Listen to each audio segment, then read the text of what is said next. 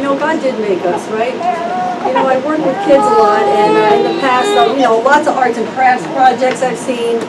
Just a point you might want to note, never do glitter. Just don't, okay? I had a piece of glitter on my face the other day. I haven't done a glitter project in years. I think that's just coming out. But when kids do art projects, quite often they'll say, well, can you help me with this? I need help. Can you do this? I said, well, sure, but then I'm going to put my name on it and I'm taking it home. Because now it's mine. I made it. It's mine. So it's your artwork, you do the work, right? It's about ownership. Try to get those children to own their own work and to be satisfied with whatever happens, right?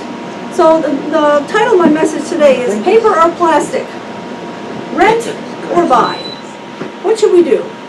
Paper or plastic? That used to be the question. Now it's just paper, And I've heard plastic bags be called paper bags. Is that the thing now? Anyway, when you get a paper bag, how long does that bag last?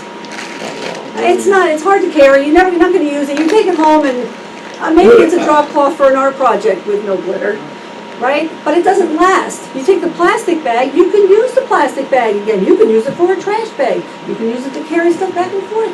It is useful, right? It has a longer use. Rent or own? Who's ever rented a car? Can't tell you're 25 there, but yeah, you've rented a car. You know the old joke about a rental car. Don't worry about it, it's a rental, right? I know Glenn's rented cars before, and he had a lot of fun with those rental cars. You gotta be 24 years old to rent a car. Yeah, you gotta be, no, I thought it was 25. 24, 25? Yeah, you gotta be pretty old to rent a car.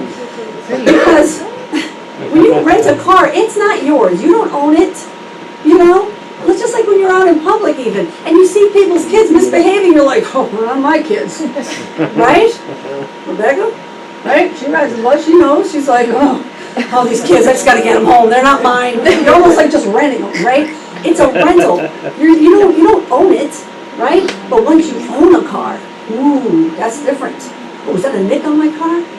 I gotta wipe this. Oh, I can't believe this bird took a dump on my car. But if it's a rental, you're like, I don't look out that window anyway. You just keep going, right? Okay. Well, in Genesis 39, I'm going to summarize a lot of this, but I'll read one of the verses out loud. This is the story of Joseph. We're going to jump right in. If you don't know the story of Joseph, here comes a real quick summary. So he was born, he had a lot of brothers. His father treated him special. He was much younger, gave him a special jacket, and the older sons were jealous. They ended up just selling him into slavery. He goes to Egypt. Now he gets sold as a slave into a rich man's home, Potiphar's, and he's a slave. He owns nothing. Nothing. He doesn't even own his own clothes. He owns nothing. It's like he's a renter of his own life. But does he treat his life like a rental car? No. He owns it. We say that all the time. Wow, he really owned that. He did that. He went and he did that and he owned it. Well, he did. Joseph went and he owned it. And he worked hard. Right? All right, 39, verse 4. And Joseph found grace in his sight, in Potiphar's sight. And he served him. And he made him overseer over his house and all that he had put into his hand. And that is what happens to us. When we bloom where we're planted, when we take care of things like we own it. You know what, I've got nothing. And later on, he ends up in the dungeon. He's in the dungeon again, back to nothing. He was put in charge of the whole house of Potiphar. But then somebody comes along, messes it up, and now he's in the dungeon. Does he give up? Does he turn in the rental and say, I'm not doing this God thing anymore. I'm going to go get myself a new God. No, he didn't rent his life. He owned it. He said, nope, I'm a man of God. I'm going to do what God says, and I'm going to bloom right here. And he did, and guess what happened? Bang. Right? Got it all back again. Okay, so don't rent your life. Own your life. Own your servitude. Will we ever really own anything in this life? Who owns a house? Who owns a house? Well, you don't really.